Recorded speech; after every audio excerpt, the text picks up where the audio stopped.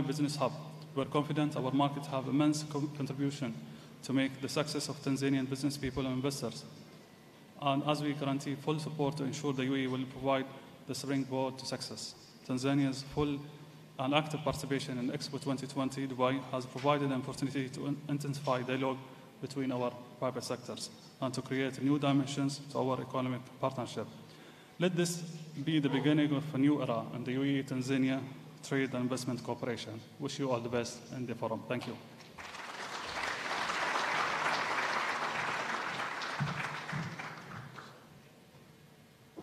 Thank you very much. Your Excellencies, ladies and gentlemen, now please, Madam Angelina Ngalula, the chairperson of Tanzania Private Sector Foundation. Please, you're welcome for the, Karibu sana. This one.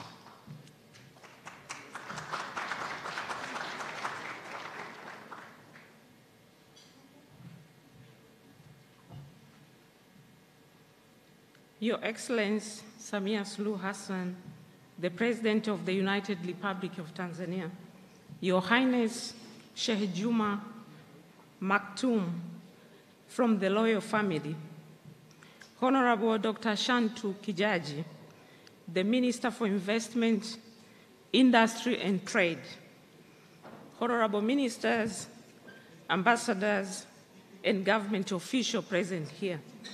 We have also the Secretary General of the Chama Pinduzi, captains of the businesses from Tanzania and the UAE, ladies and gentlemen, habari za mchana, assalamu alaikum.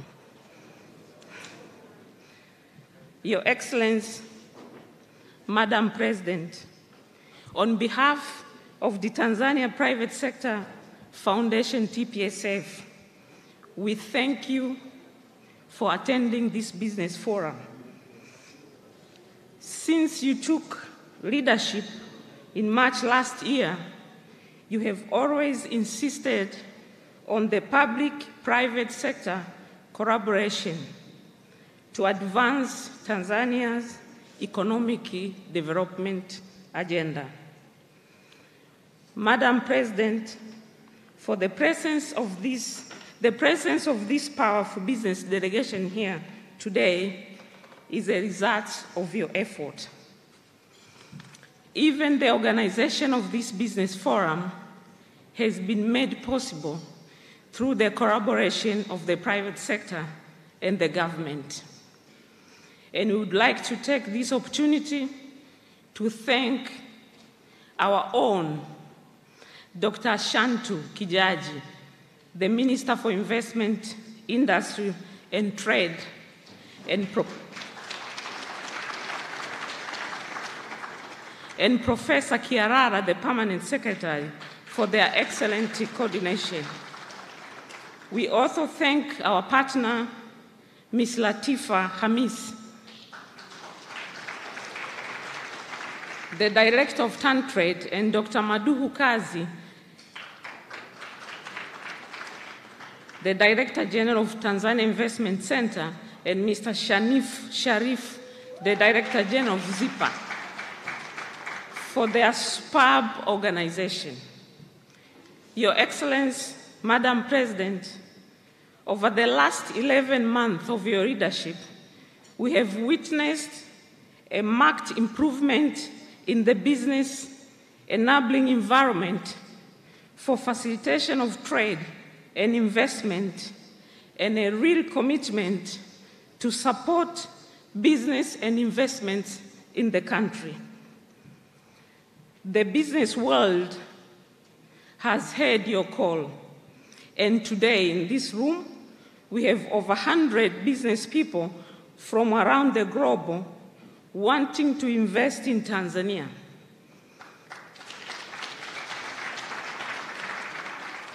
And others are already breaking the ground with massive investment in the country. This includes our brother, Engineer El Swed, with his big investment in Tanzania. We have also We have also Paknan Kafafi, the CEO of Taka Arabia, and our brother Edem, the Vice President of Yapi Merkezi. This is a testimonial that Tanzania is open for business. And indeed, Tanzania is ready to take off. Madam President, please allow me to quickly introduce some of the business leaders and representatives that are part of the Tanzania Business Delegation here today. We have the Tanzania Private Sector Board of Directors. We have Godwill Wanga, the Executive Secretary of the Tanzania National Business Council. We have the President of Chamber of Commerce from Tanzania and from Zanzibar. And we have the Chairperson of the Women Chamber of Commerce and the Chairman of ATOX, Abdul Samad Abdul Rahim. From the manufacturing sector, we have Mr. Gary Biral, the President of GSM, Mr. Gagan Santos, Kamal Group, Mansour Moise, Chairman of Africa, Nasol Saif, Chairman of Superdol, Salm Hamisi, Jambo Group, Salm Aziz from Bakresa Group, Amil Hamza from Amil Hamza Limited, Octavian Mshiu from Open Sanity, and Mohammed Enterprise from Mohammed Enterprise Group. From the mining sector, we have Rostam Aziz, Chairman of Taifa Gas Group, Madam Sara Masasi, CEO of Geita Gold Refinery, Atul Mitar, President of Mount Meru, Mr. Sood Badal, Chairman of GBP Group. In the transport sector, we have Horace Huey, CEO of TIX, Swara Muhammad, CEO of Silent Ocean, Fuad Jaffa, CEO of Asas Group, Azim Deuj, CEO of Simba Logistics, Ismail Saad, CEO of Usangu, Dr. Judith Muhina, Chairperson of PMM, and from the financial sector, we have Mr. Sabi, CEO of NBC, Abdul Majid Sekela, CEO of CLDB, Ms. Esther Mangenya, CEO of Azania Bank, Luz Daipuna, who is represented, the CEO of NMB Bank. From the tourism sector, we have Wilbord Chambulo, CEO of Tanganyika Wilderness Camp, Mustafa Katul, CEO of Skylink, Vincent Laswai from Kibo Paras, Lobson Laseko, CEO of Duluti, Eric Mashauri Travel Partner, Zainab Ansel Zara, Tanzania Adventure, Susan Mashibe from V Aviation, Rosemary Kachungila, CEO of Equit, Satbil Hanspo, CEO of Hanspo Group. In construction, we have the chairman of Yapi Melkez, Mr. Adam. We have Mr. Mringo, chairman of DEM Group. We have Maida Waziri, the CEO of Ibra Contractor. In agriculture, we have Jacqueline Mkindi, the CEO of TAR Group. Madam Dio. We have Mek Sadiq, Madam Dio from PAN Tanzania Agricultural Development, Geso Bajuta from Bajuta International. In the service sector, we have Godfrey Magila from Magila Tech, Honorable Sylvester Coker, Chairman of SF Group, Mr. Joseph Kusaga, CEO of Crowds Media, Mr. Mustafa Hassanari from CEO 361 Degree, Samil Abdai, CEO of Shoppers Plaza. From Zanzibar, we have Honorable Taufik, Chairman of Vigo Turkey Group, Mr. Alamul, CEO of Fishermen, Tours and Travel, Mr. Zanki from Zanki Aqua Farms. From Tanzania Startups, we have Fahad Abdallah, CEO of Trescott, and we have William Shelley from Vijana Think Tank. Your Excellency, ladies and gentlemen, let me again thank Her Excellency President Samia Suluhu Hassan and all of you for your time. We look forward to further discussion during the session where we will have an opportunity to share with business and investment opportunity available in Tanzania. Asanteni sana.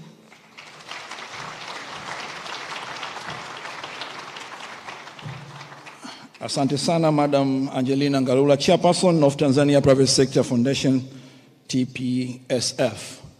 Now is the moment for the signing of the Memorandum of Understanding, the MOUs. Please welcome Professor Kayarara, the Permanent Secretary from the Ministry of Investment, Industry and Trade. Karibu sana.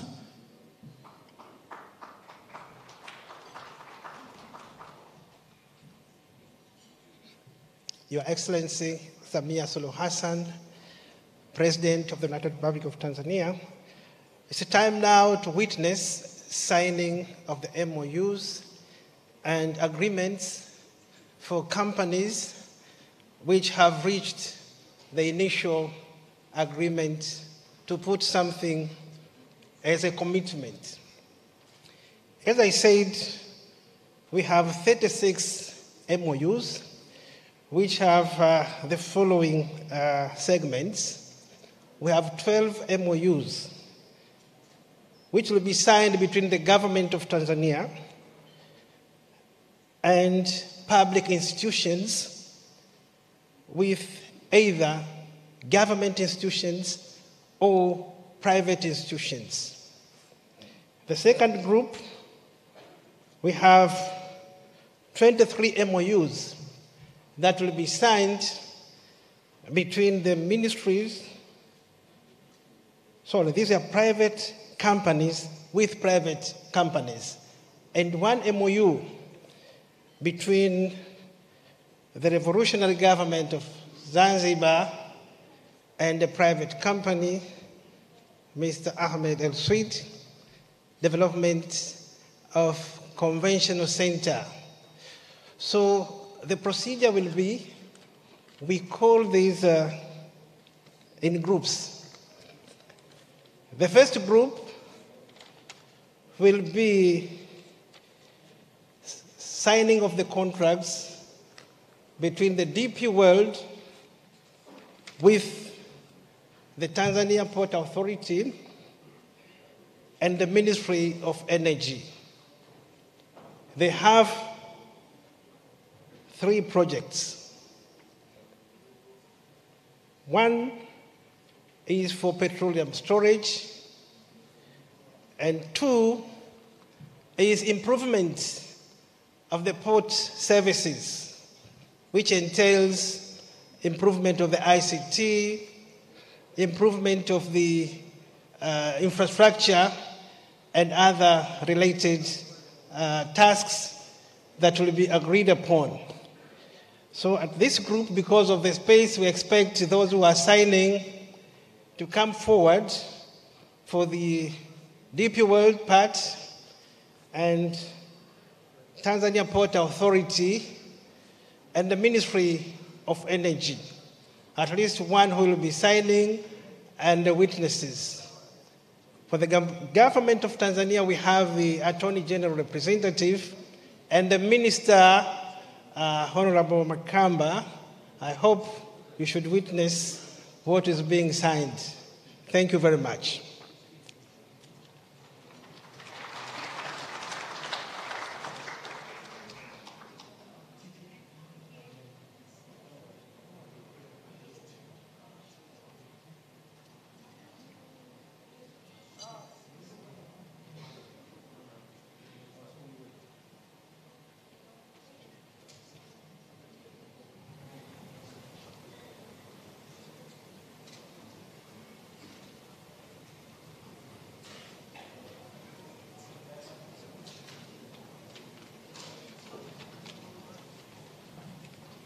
Wakati zoezi hilo linaendelea, kama alivyosema moderator kwamba tutatumia lugha zote mbili. Hii ni kwa faida ya wanaotazama live kule nyumbani. Kama tulivyosema, tuna MOU 36.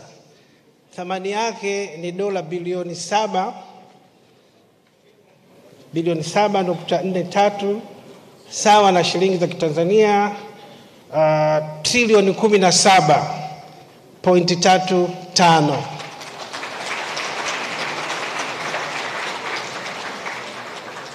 Kwa hiyo kundi la kwanza ni wenzetu wa bandari wakisainiana na DP World, na lengo ni kuondoa msongamano tunaoona pale bandarini na tatizo kubwa la mifumo kuto kusomana. Tuna imani kwamba mkataba huo utakuwa ni tiba ya tatizo hilo kubwa.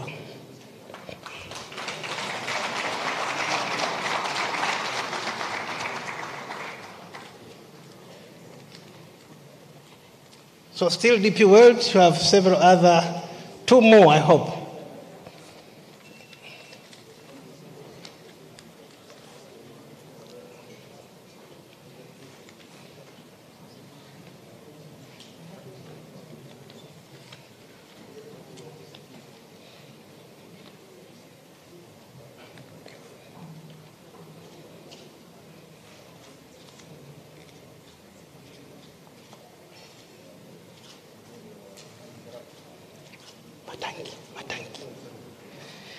Mkataba unaofuata ni wa ujenzi wa fuel terminal ambayo itasaidia katika kuhifadhi mafuta, lakini lengo ni kupunguza bei ya mafuta. Tutapokuwa tunahifadhi mafuta, tuna uwezo wa kupata mafuta na kuwa na akiba kubwa, na vile vile kusaidia katika kudhibiti bei ya mafuta kwa maana ya petroli na diesel.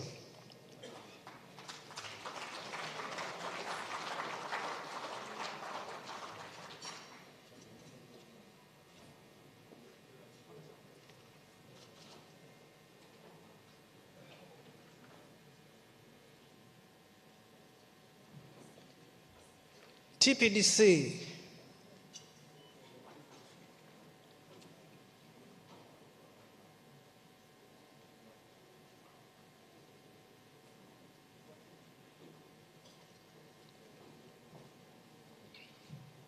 TPCD with the ADNOC company.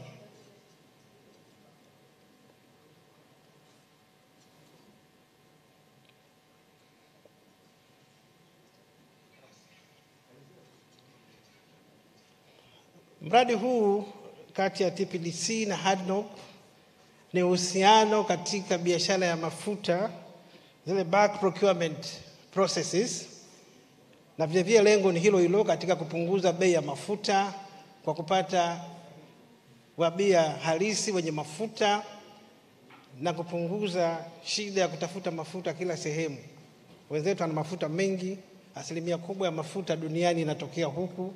Kwa hiyo tuna imani itasaidia katika tatizo kubwa la bei ya mafuta na kuipa uwezo TPDC katika biashara ya mafuta.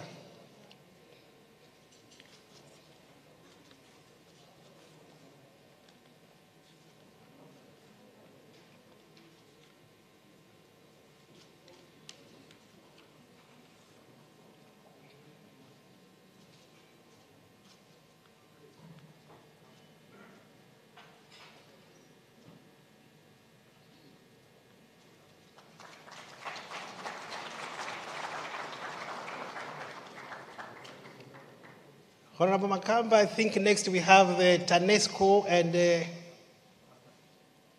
Abu Dhabi Future Energy.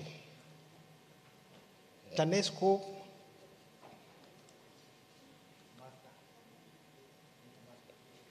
Kampuni inaitwa Mazda. Na lengo ni uwekezaji katika umeme, wanaita green energy.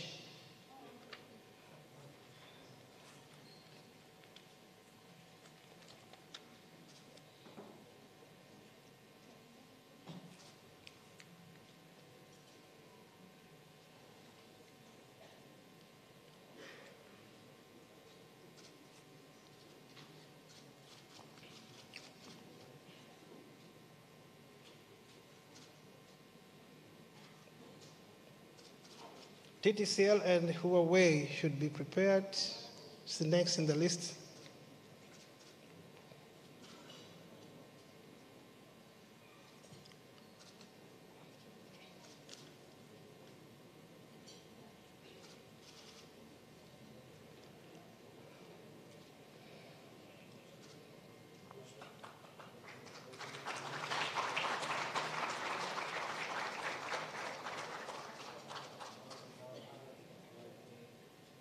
Next, we have TTCL and Huawei Company. This is a project on ICT.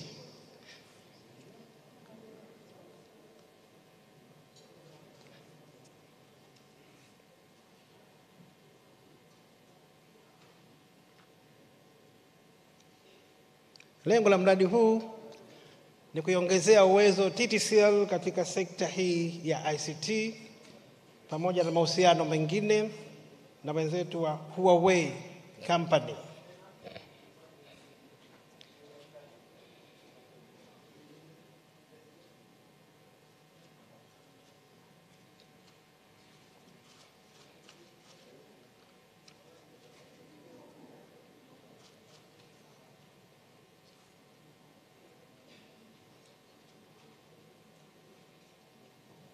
And we have got other MOU with the Ministry of Information, so those who are responsible for signing should get prepared.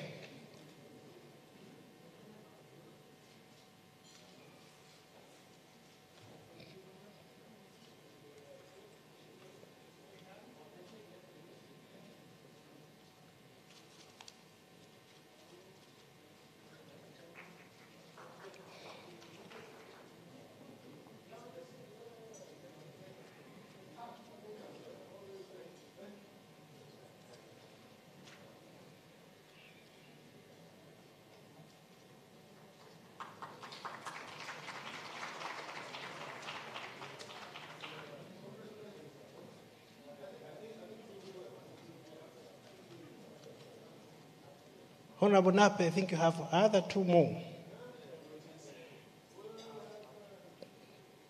TSN? No, not TSN.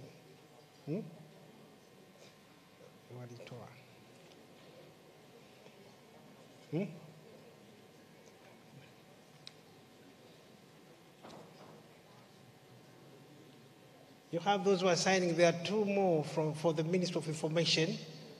They are ready for signing.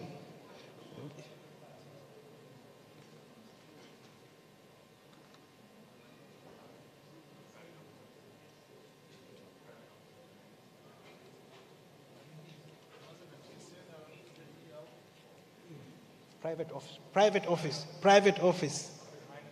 Yes, you have two contracts. One. Okay, thank you.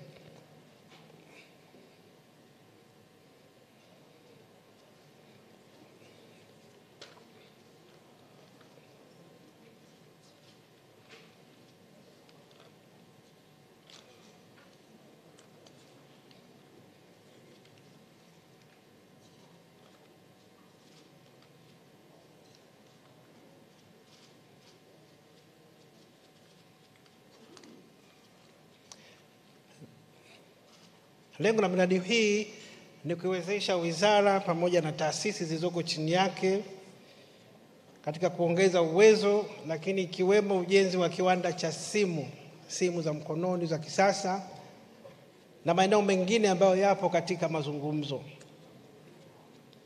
Next in the list we have STAMICO and ACME. STAMICO, you have two contracts or two projects in one contract. Be prepared.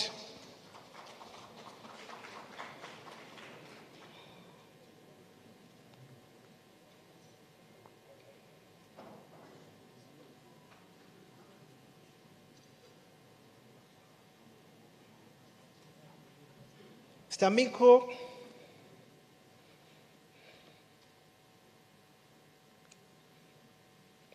miradi hii ya wenzetu wa STAMICO ni matokeo ya Dubai Expo. Wamepata partners, kwa hiyo wanasainiana, na ipo katika drilling pamoja na consultancies.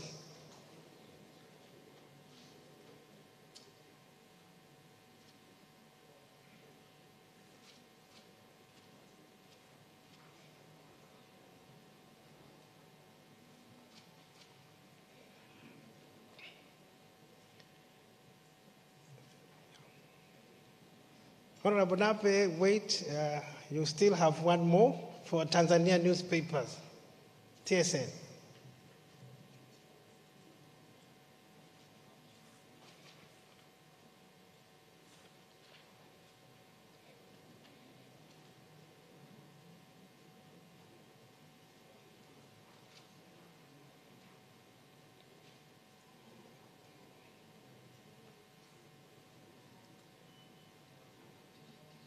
Kwa kama tulivyosema, miradi hii ya STAMICO ni matokeo ya kushiriki katika Dubai Expo. Wamepata partners katika kazi wanazozifanya, zitaongezea uwezo kwa maana ya kupewa pesa, lakini vile vile masuala ya teknolojia.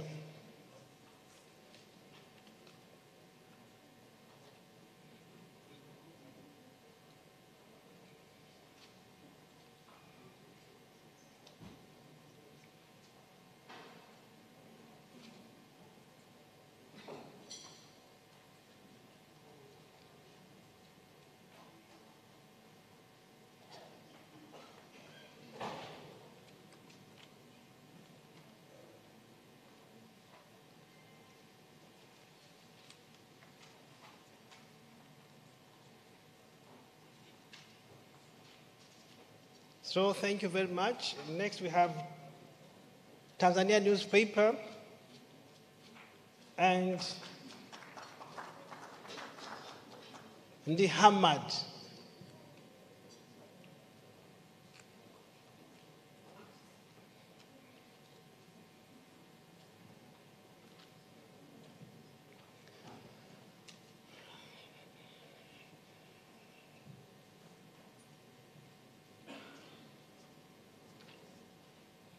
Ushirikiano huu wa Tanzania newspaper ni matokeo ya Dubai Expo na ushirikiano katika shughuli mbalimbali ambazo wanazifanya. Wamepata partners. Yangu maelezo yake ya waziri wangu. Kwa hiyo wanatiliana sahihi mikataba hiyo kama kufungua mahusiano kwa shughuli ambazo TSN wanazifanya. The Minister of Agriculture should be prepared. You have 4 MOUs.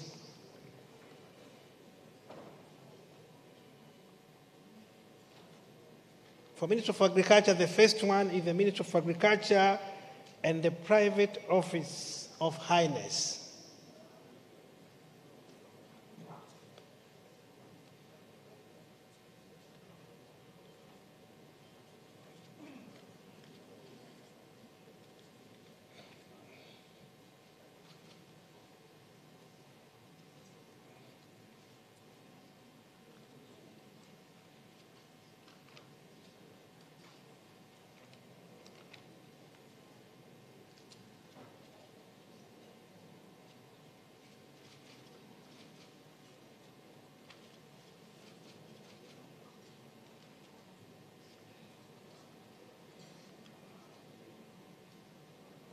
Next is the Minister of Agriculture and the Highness Office.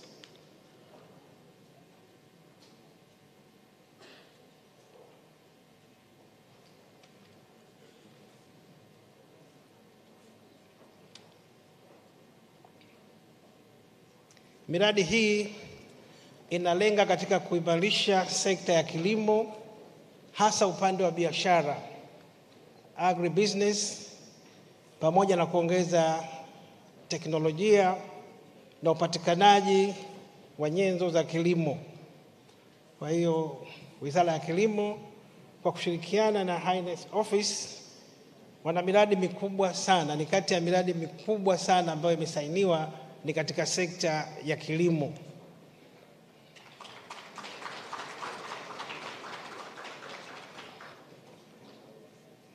Mheshimiwa Basha akiniruhusu, mradi wa chini kabisa ni dola milioni 500. Kwa ni miradi ya thamani kubwa sana.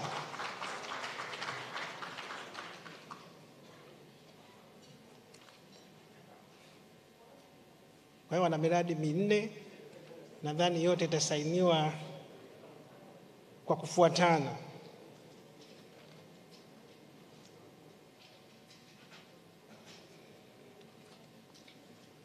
The next project is Ministry of Agriculture with AfriTrade DMCC.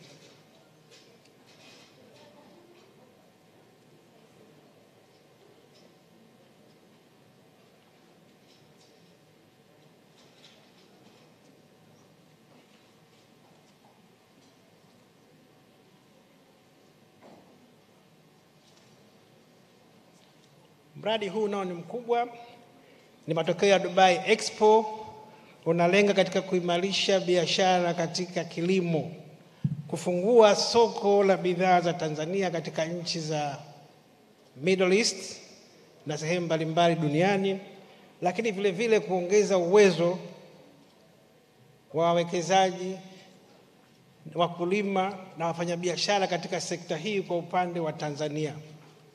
Kwa hiyo mikataba ambayo inasainiwa hivi sasa kati ya Wizara ya Kilimo na AfriTrade DMCC.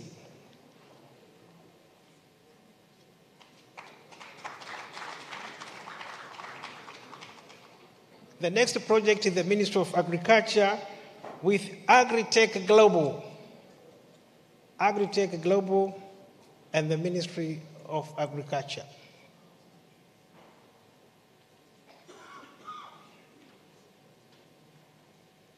Agritech Global and the Ministry of Agriculture.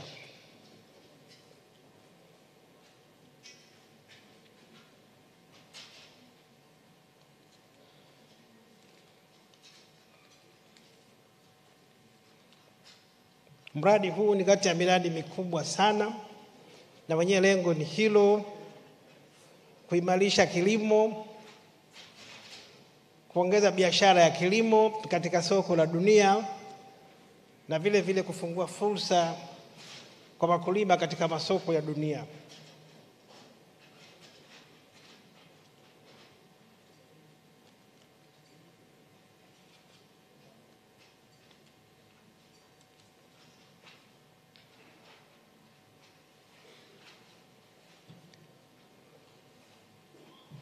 The next project now is for the Ministry of Trade.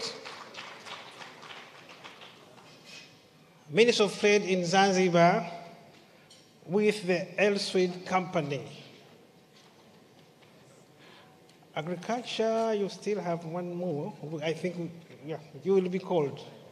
Private, if you can finish it here, fine. The private office with the Ministry of Agriculture.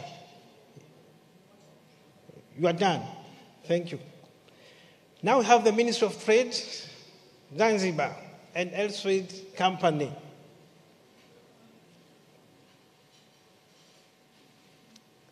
They are going to invest on International Convention Center. It's a tourism project.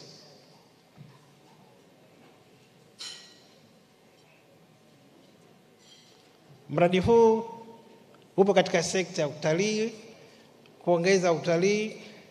Una thamani ya dola za Kimarekani milioni 100, lakini lengo ni kukuza utalii, the conference tourism, kwa Serikali ya Mapinduzi ya Zanzibar na Elswid Company Limited.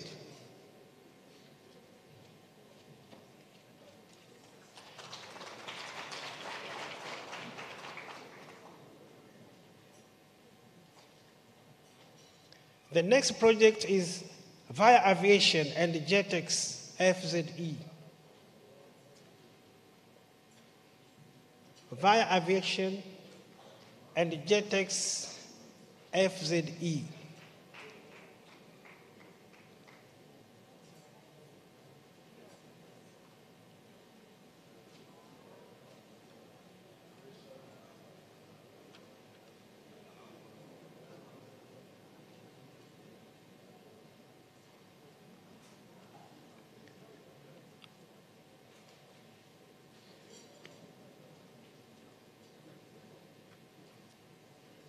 Mradi huu nao ni matokeo ya Dubai Expo.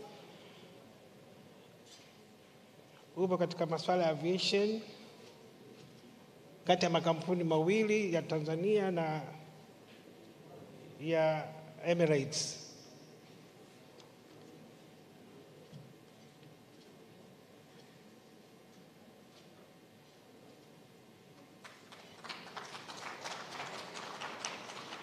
Next we have Terra Commodities and Transworld Aviation, FZE.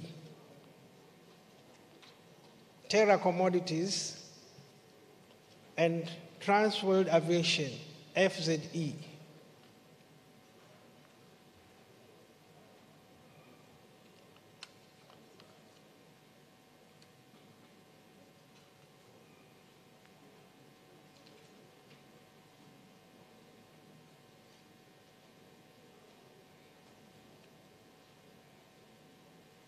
Mradi huu nao ni matokeo ya Dubai Expo, wakiwekeza katika sekta ya aviation.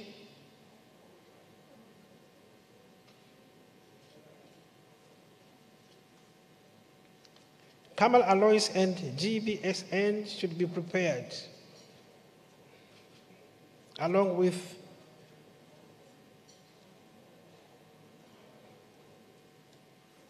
if it's the same company, Lulu Hypermarkets, they will be following one after another.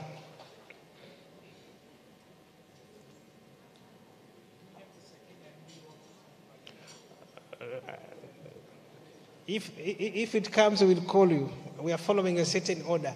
The next is Kamal Alloys and GBSN.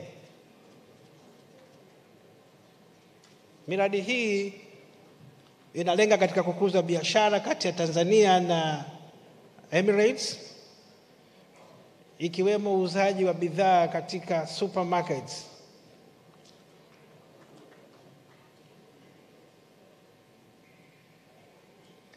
Hyper Supermarket is one of the large supermarkets in Emirates.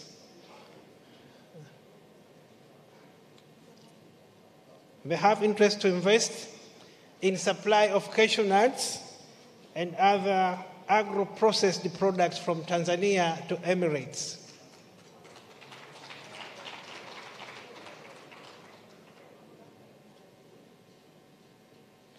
They have another MOU, the third one. Kamal Agro with Kotera Coffee Roasters.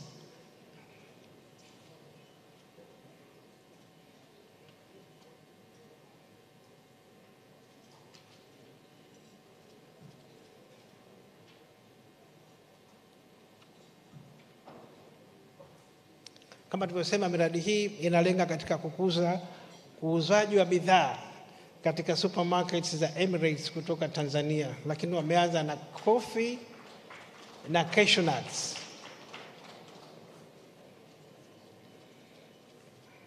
They have 3 different contracts.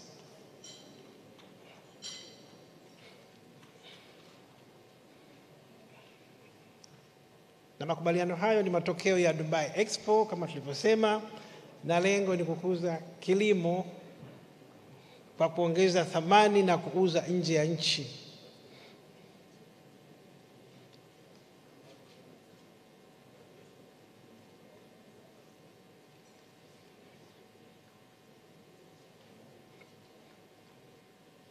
Next in the list we have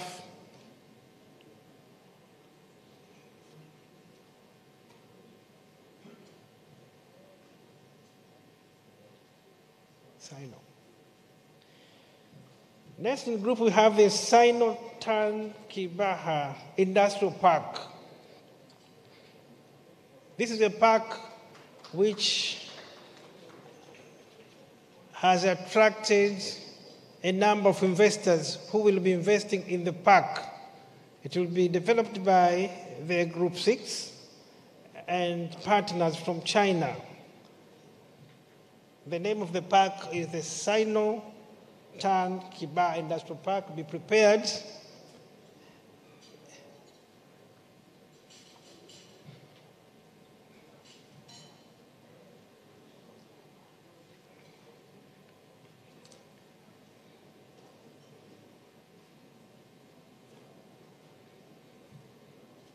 Kama tulivyosema, wenzetu wana mikataba 3 ndio walikuwa wanaikamilisha, lakini yote inalenga kuongeza uuzaji wa bidhaa za kilimo nje ya nchi ambazo zitazalishwa Tanzania na kuuzwa katika supermarkets mbalimbali hapa Emirates. So next in the list we have the Sino Tan Kibaha. Because there are several investors, they will be coming depending on the space we have.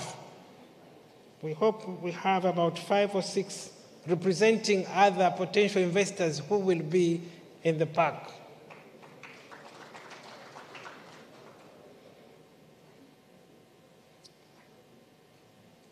Sino Tan Kibaha Park. You are signing with several tenants who will be in your park. We have Fujian Yalete Group. We have Kaikun. We have GS Group. Wenzo and Huawei. Hawa ni wawekezaji katika kongani ya viwanda ambayo itakuwa Kibaha, eneo la Kwala. Wana mpango wa kujenga viwanda kadhaa kutoka sehemu mbalimbali, lakini hawa ni wawekezaji ambao wamekuja kama sample. Wana mkataba na jimbo la Jingwai huko China, ambapo wataleta wawekezaji katika sekta ya viwanda, na tayari wamekwisha patiwa eneo la Kibaha, Kwala, eneo la Kwala.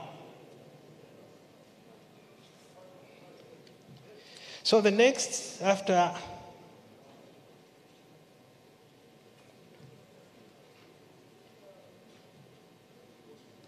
so Sino, I hope you are still completing.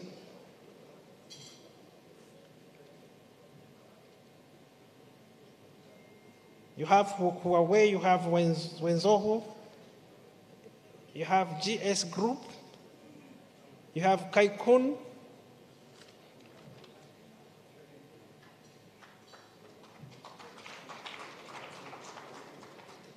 you have Yalete Group. Kama tulivyosema, wawekezaji hawa watakuwa wanazalisha bidhaa mbalimbali, viwanda vitakuwa vingi. Hii ni sample ya viwanda kadhaa. Watakuwa wanazalisha nguo, wanazalisha vifaa vya ujenzi, wanazalisha bidhaa za chakula na maeneo mengine mbalimbali.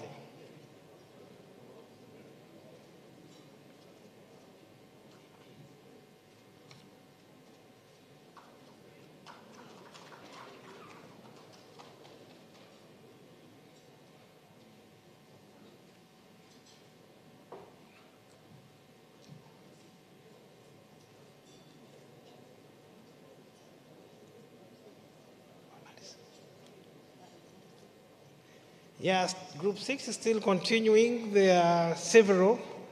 These will be tenants within the industrial park.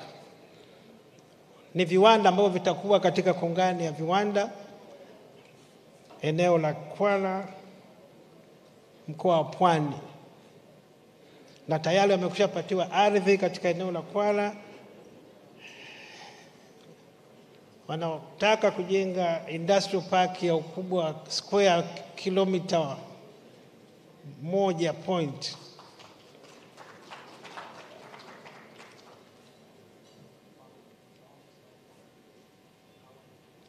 Yes, Huawei is one of the tenants. Huawei company ni kati ya wapangaji katika hiyo industrial park ya Kwala. Next in the list we'll have Ahmed El Swidi again. After Sino Park.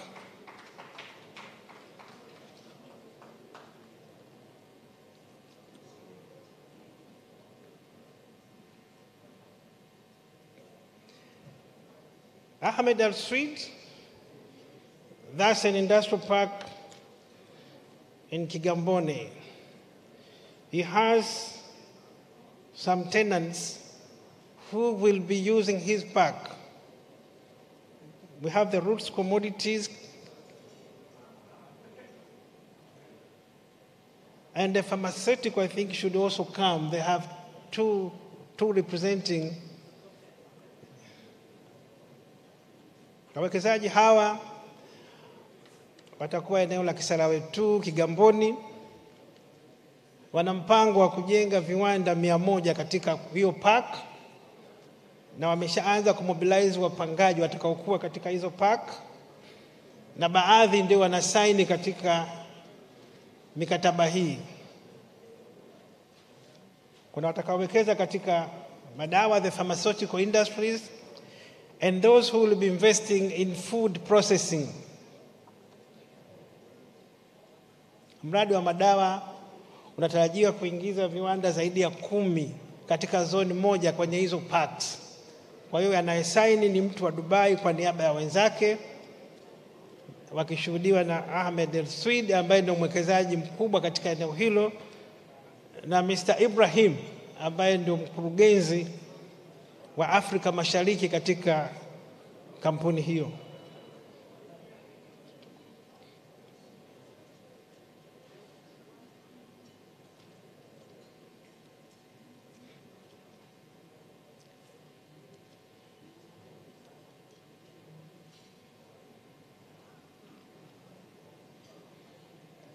Next we have the SF Group and Vega Bulk Carriers.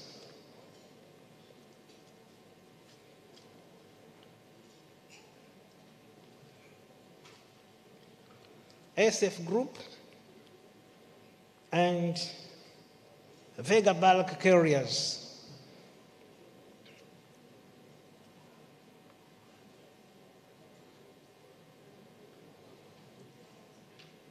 Hawa ni wawekezaji,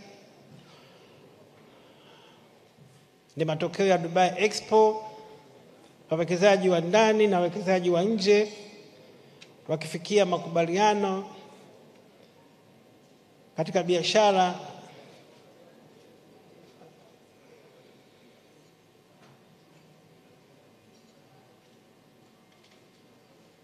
na lengo ni kukuza biashara na mauzo ya nje pamoja na kuimarisha teknolojia na upatikanaji wa mitaji kwa sekta binafsi.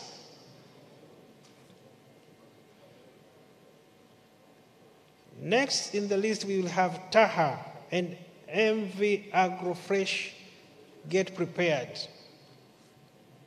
Tanzania Horticulture Association.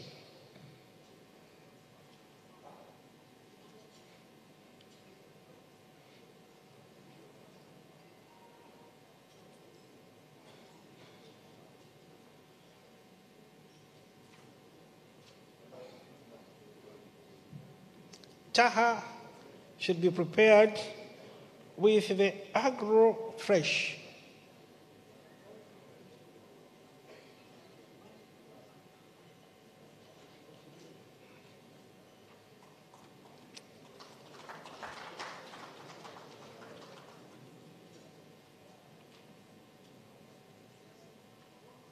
TAHA and Agrofresh.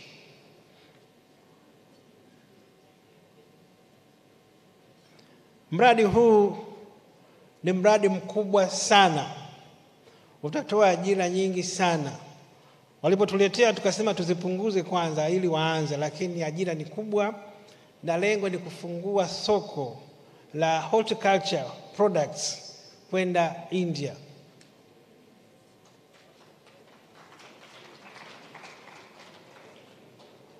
Walivyotueleza thamani ya soko ni kubwa, zaidi ya bilioni 1.5, tukaambia muanze na 5 tuone, na ajira zilikuwa ni nyingi zaidi ya 500,000, tukaambia muanze na chache. Kwa hiyo tumezipunguza kwa ajili ya ile kuweka uhalisia, lakini kwa plani ya mradi ni mkubwa sana, lakini lengo ni kufungua masoko kwenye horticulture products kati ya Tanzania na India.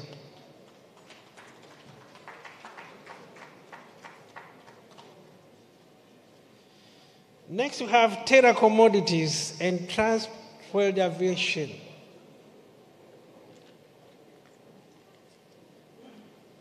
I'll call to have read this. If I'm repeating, we continue with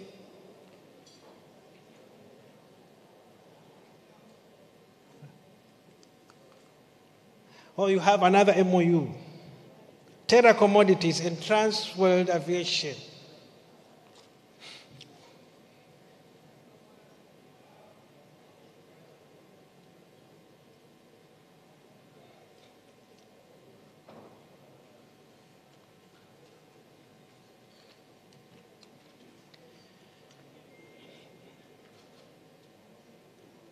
Miradi hii yote kama tulivyosema ni kukuza uwezo wa private sector ya Tanzania. Wamepata partners katika Dubai Expo. Lengo ni kuongeza mitaji, kuongeza teknolojia na uwezo katika sekta yao. Next we have Rokosan, Revere and Selfina Com.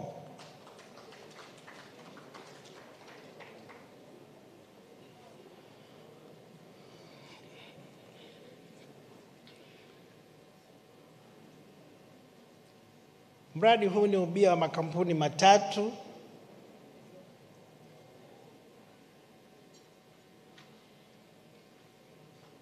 Kuna wenzetu wanatoka Slovak, kuna na Tanzania, makampuni mawili tofauti.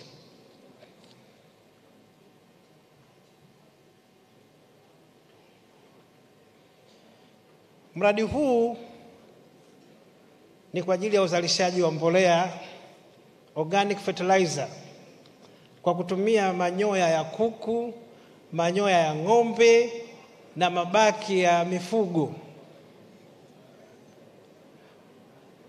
Kwa mujibu wa andiko lao la mradi ambao tulipitia, wana uwezo wa kutoa ajira sana katika maeneo yenye mifugo, wanahitaji kwato za ng'ombe, wanahitaji pembe za ng'ombe, wanahitaji manyoya ya kuku. Na kwa kuanzia walisema watawekeza euro milioni 2 ili kukuza vikundi vya vijana kufuga kuku ili wapate manyoya. Na vile vile watashirikiana na taasisi zetu za kilimo kikiwepo chuo kikuu cha Sokoine.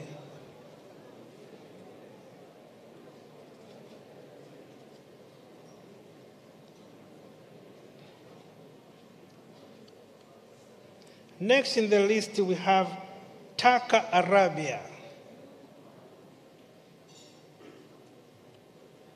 Taka Arabia.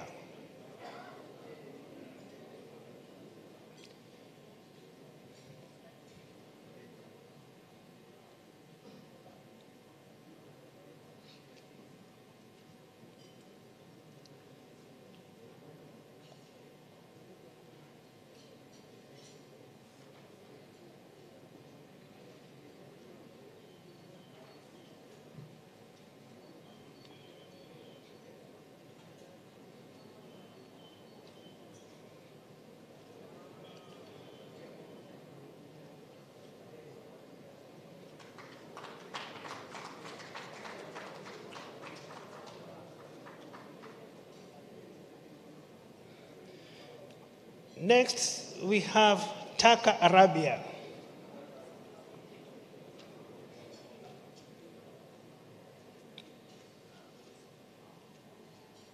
Kampuni hii inalenga kuwekeza katika CNG, conversion ya magari kwa kutumia kutoka kwenye mafuta kutumia compressed natural gas.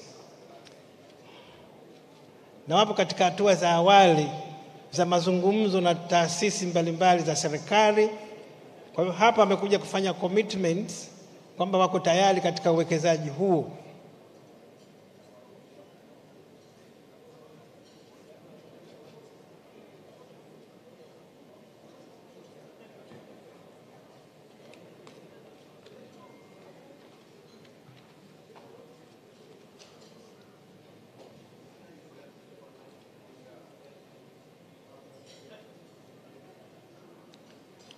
Next we have Deltex and Del Monte.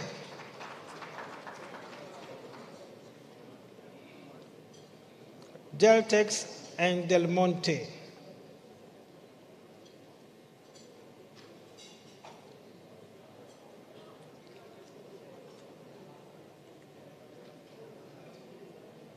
Kampuni hizi mbili ni ubia. Deltex ni ya Misri, Del Monte iko Dubai pamoja na US. Ni makubaliano ya uwekezaji katika sekta ya kilimo. Kwa Tanzania wapo katika hatua za awali, wapo katika upembuzi yakinifu. Watashirikiana na Wizara ya Kilimo na taasisi husika katika mradi huu.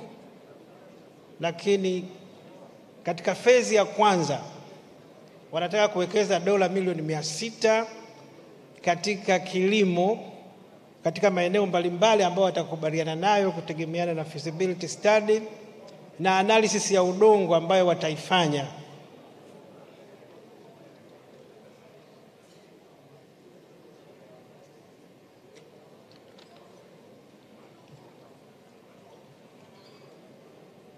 Lakini vile vile mradi unalenga katika kuongeza uwezo wa kuuza bidhaa za kilimo nje ya nchi.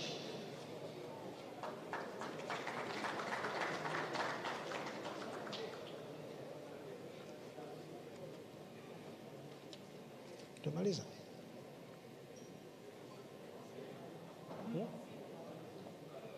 Sino, we still have some Sino and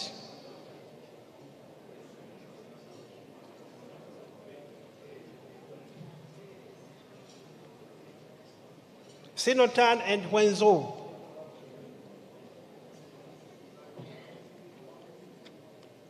These are tenants within the industrial park.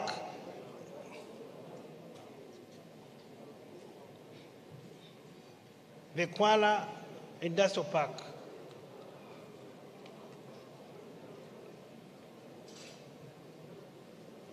And I think that should be the last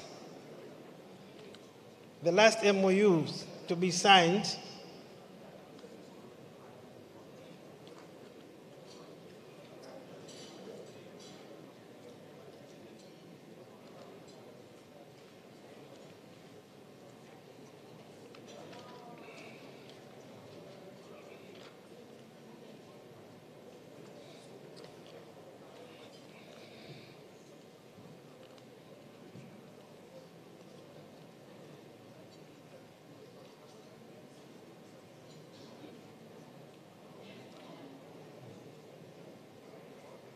That will be the last MOU to be signed. Hawa wanataka kuzalisha steel katika industrial park ya Kuala iliyopo Kibaha.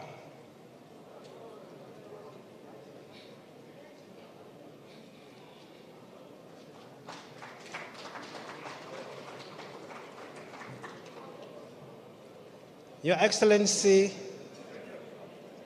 President Samia Suluhu Hassan, that marks the end of the signing ceremony. But as we said, we have concluded 36 MOUs with a value of $7.49 billion, which is equivalent to 17.35 trillion Tanzanian shillings. Jobs expected are 204,575 jobs. Sectors, we have energy, agriculture, tourism, infrastructure, transportation, textiles, and building materials. Thank you very much.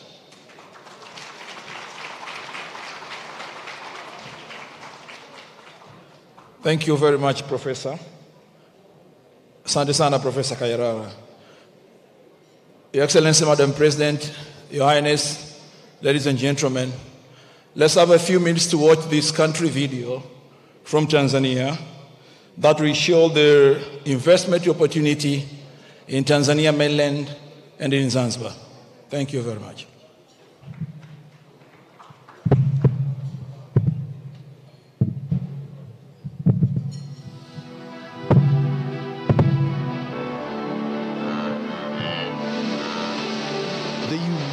Republic of Tanzania, the land of the Kilimanjaro, the Serengeti and Zanzibar, is strategically located as a gateway to East Africa and the African Great Lakes region.